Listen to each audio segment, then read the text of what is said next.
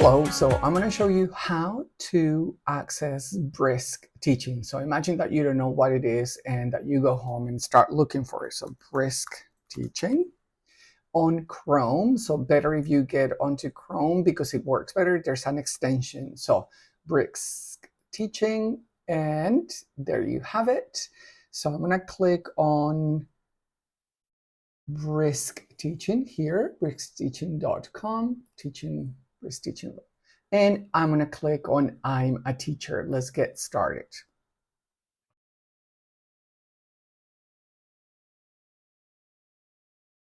I've already signed up, so that's why it's taking me directly onto the main interface.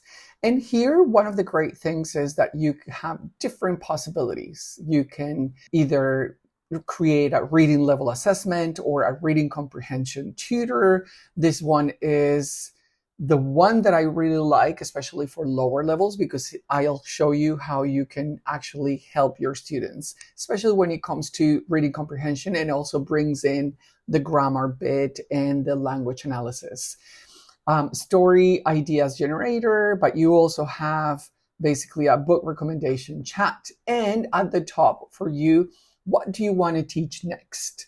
And you can attach a document that you have. You can see the standards here. This is for the North American context. But for example, you have all the standards here. You can check them if it is high school, for example, whether you want to do it in English, whether it is first grade, if you have a document, and then just generate ideas from a topic or goal.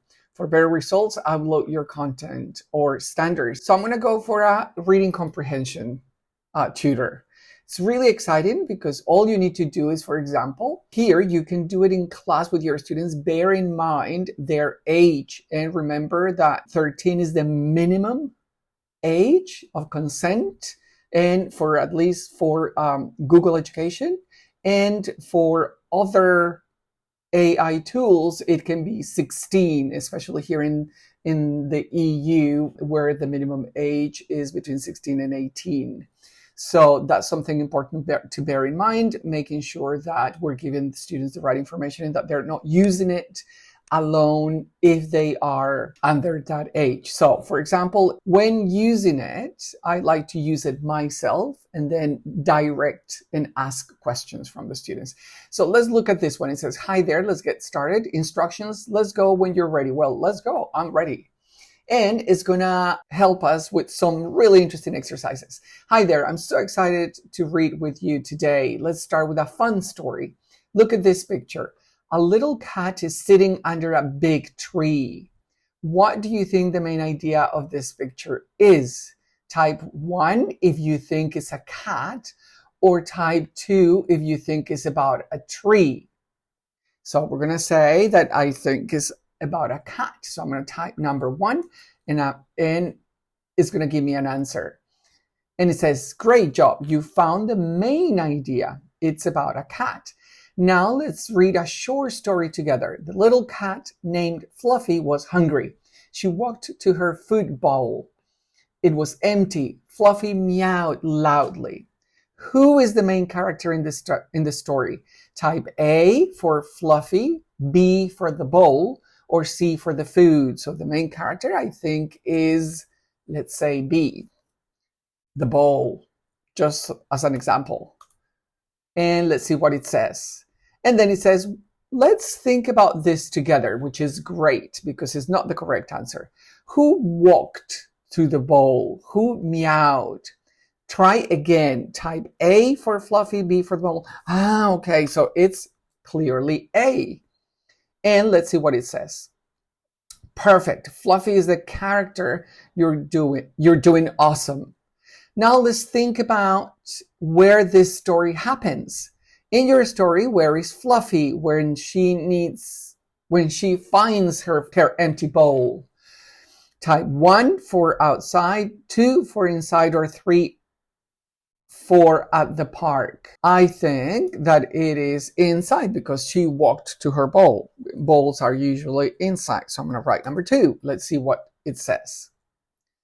And it says, Excellent. Inside is right. You found the setting. So this is just an example, but you can see that it can really help them think about reading comprehension. And obviously this is just for a learning objective 1. So read great appropriate text and identify the main idea using simple reading strategies. If we look at the different learning objectives, so for example, answer basic comprehension questions about characters, setting, and events. Then number 3, use picture clues in context to understand new words. Retell a story in their own words with beginning, middle, and end, and make simple predictions about what might happen next in a story. So it's a wonderful way of using it. If we go back then to the main page, that was just the Reading Comprehension Tutor, but we also have reading level assessment, story ideas generator.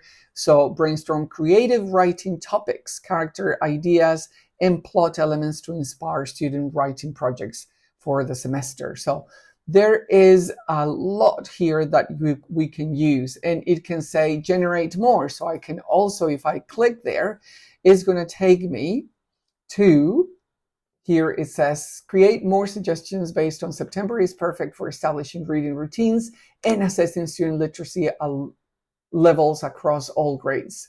Build strong foundations early. And if we click on generate more, I can explore all these categories and reading routine establishment, September literacy foundations, and it's guided me through all the different possibilities. So there's a lot. There's also a reading assessment podcast. It says create a 10-minute podcast episode about effective literacy assessment strategies for establishing strong foundations in September. I can engage, I can assess. So there's lots of things that we can do here.